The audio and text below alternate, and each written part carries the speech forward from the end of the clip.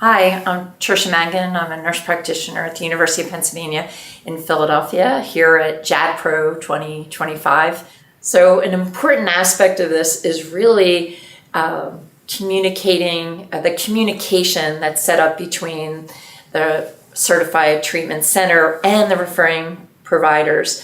Not only, as I said, bringing patients to the treatment, but post, I think, is really essential. And it's lifelong monitoring for some of our patients. Certainly, we know the anticipated toxicities, maybe a little delayed neurotoxicity in that second month or so after that. But how do we communicate? And I think the use of electronic charting, having access to that same system has been essential. Just meetings like this where we're brainstorming with other APPs in ways of communicating and staying well educated has been essential to the safe treatment and the outcomes of our patients with this disease and after this therapy has been tremendous.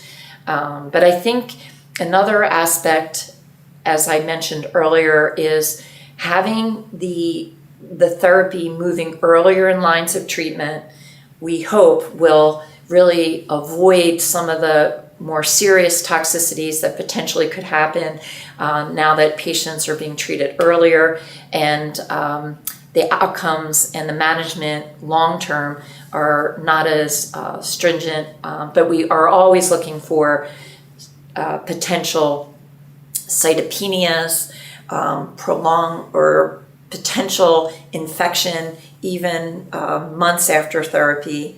And so monitoring blood counts and how do we communicate that back and forth between the two centers has become a great deal of interest in the advanced practice community, and coming up with materials and lists of labs that we recommend patients check. Particularly, many of our patients become hypogammaglobulinemic, and monitoring that IgG level and being aware of when to maybe initiate IVIG infusion, how best to manage prophylactic use of antimicrobials, antiviral medications can be very helpful, and that is communicated between the two sites and how long to maintain those things.